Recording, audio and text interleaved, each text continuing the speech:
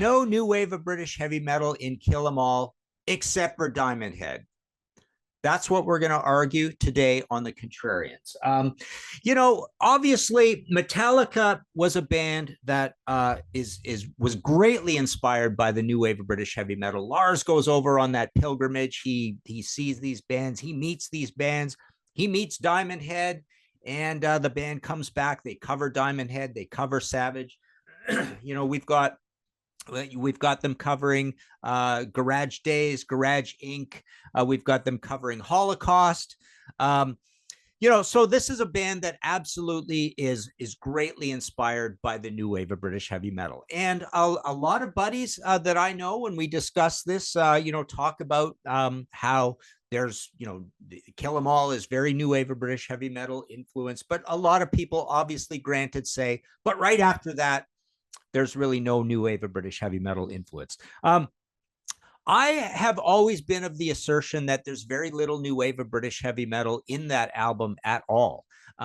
Because number one, I think, we've got that episode where we talk about how they are inventing, Metallica is inventing metal at this point, July 1983, that whole, contentious episode about the difference between heavy metal and metal, right? So here they are, coming up with this thrash thing. So number one, what they come up with, I think, is a new kind of music. And I remember hearing this from right there, 20 years old, hearing this as a new release, saying this is a new kind of music. Now, I don't want to go too far down that road, because there is a lot of there's a lot of that discussion in that metal versus heavy metal episode. So my point is that a whole lot of the new wave of British heavy metal is Iron Maiden, it's Def Leppard, it's Tigers of Pantang, it's Quartz, it's Motorhead, and I don't hear very much of any of those bands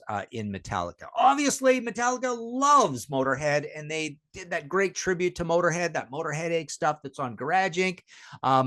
And yes, they're fast like Motorhead and all that stuff. And Motorhead, overkill, first double bass drum all the way through a song, blah, blah, blah. But I really don't hear much of the in the guitar styles of that band. I don't really hear Lemmy and James. And all those other bands, as we've discussed, my short definition of the new wave of British heavy metal is Drunk Priest. And I don't think and I think a bunch of those bands are Drunk Priest, and I don't think Metallica is Drunk Priest.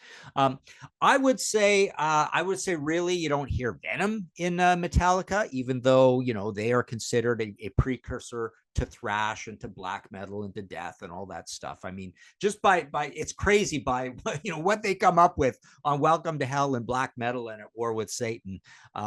It can be seen to be a platform for all these different styles, including thrash. But it's kind of like a dim light bulb version of all of them, but it is all of them, which is kind of cool. So it's important, right?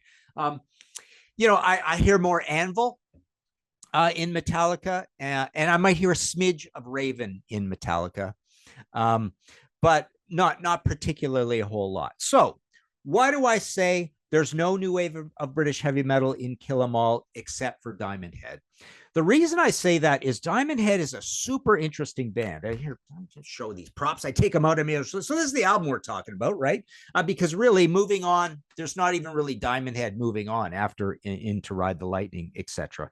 But here's what I own these days to have all of these original Diamond Head songs from Lightning to the Nations on here, plus the B-sides, the non-album tracks. Of course, we got Borrowed Time as well. There's no Borrowed Time in Metallica at all. There's no Canterbury in Metallica at all. There's not even really the non-LP B-sides in Metallica at all. It's really all we're down to is that debut album, Lightning to the Nations. By the way, I love Death in Progress. And the band goes on and makes some great albums. And now this is what's really important. This is why these albums are great, is why there is Diamond Head in Kill 'Em All. So the point is that Diamond Head were considered to be like the next Led Zeppelin. There was a lot of great hope for them in the new wave of British heavy metal. They said that about Diamond Head, but they also even said that about Trespass a little bit, right? The big hopeful band that never even got an album out, right? But why people would say that about Diamond Head is that number one, why they wouldn't say that about Diamond Head. Let's start there. The production on that album is not very good. And even the performances are not very good, especially the drumming. I think the drumming is a little one-dimensional on that album. So performance is not great. Production not great. Drumming not great. So that's not very hopeful, right? That's not the next Led Zeppelin, right? But I think the reason that people said that about that band is that Brian Tatler's songwriting and his riff writing and his songwriting were really, really good. It was really cool. The songs were there. This was, it's Lightning to the Nations, but it's more lightning in a bottle, right? So there's some magic around this band. There's some mystique, and everybody's saying, oh, if only they can get it together. They never did. They never got it together. But they were saying if only they could get it together, this could be the next Led Zeppelin. This could be a really hopeful. It's a little bit like later on Paradise Lost. There was a ton of hype around Paradise Lost. And it was almost the opposite situation there. It's like, if only they could give us some more accessible songs, this band could be huge, right? Because there's so much magic around Paradise Lost.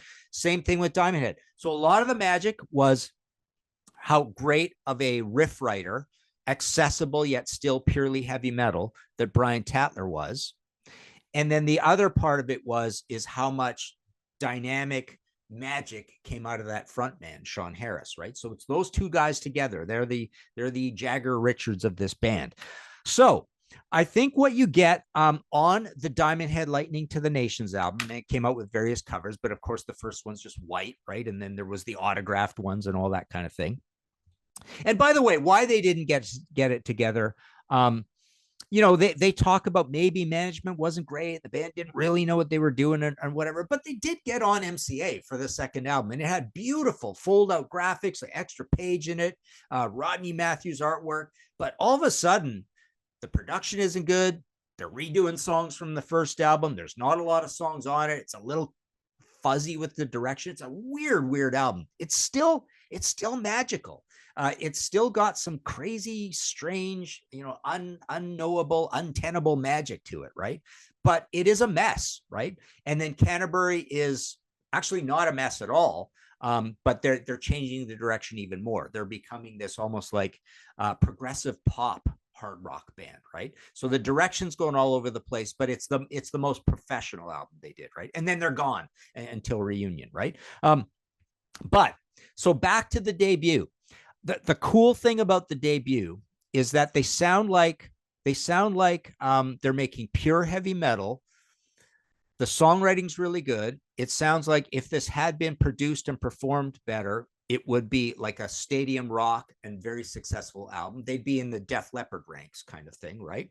But the other crazy thing that aligns Lightning to the Nations with Kill 'Em All is that the personality of these two albums is essentially really, really sturdy, accessible, memorable riffs that are pure heavy metal, all strung together to make fairly long songs, but not exploded enough that they're 11 minutes and 10 minutes long, and they're like Death Magnetic or Hardwired sort of songs, like not too crazy with the amount of riffs, right?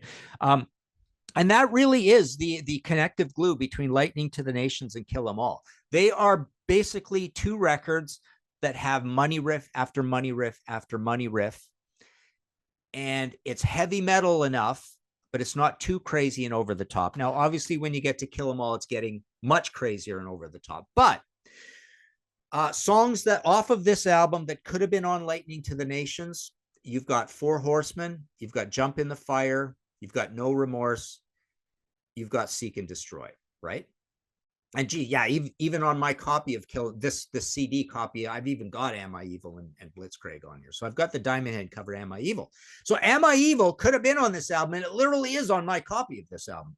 But all of those songs are very much Lightning to the Nations type songs. And that's why I think this is really the only band that I hear in this, and it's in a really cool, interesting way, that it just seemed like Diamond Head were really, really good songwriters, kind of like Iron Maiden and Def Leppard, but we know they were successful and off to the races, right? But Diamond Head wasn't. They're the great hopeful band that never was, right?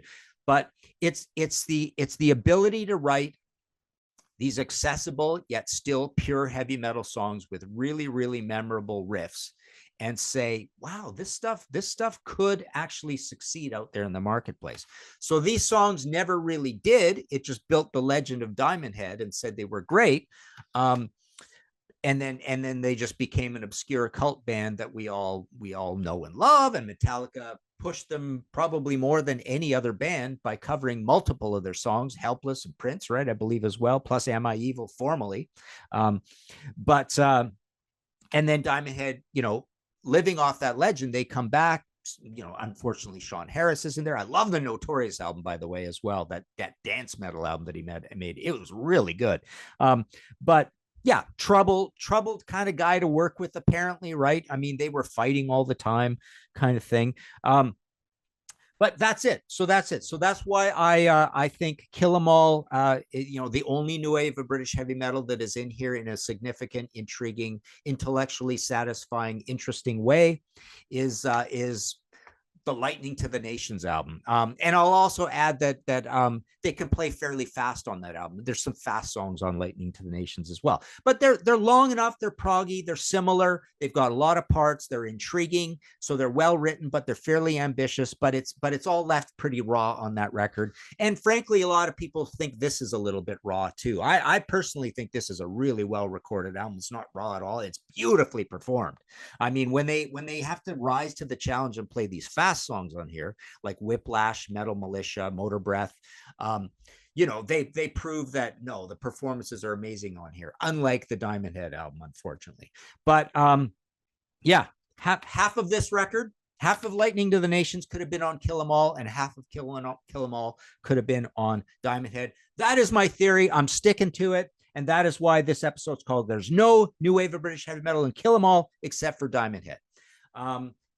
Let us know what you think in the comments below. We've got a Patreon, we've got Ko-Fi, we've got merch, all that good stuff. Please subscribe if you haven't already. Hit like, all that good stuff. MartinPopoff.com for a bunch of metal books. These are all mine behind here. Big Iron Maiden book just came out. You can get that, called Hallowed by Their Name, the unofficial Iron Maiden Bible. And check out my audio podcast as well, History in 5 Songs with Martin Popoff. Go play these two records back to back.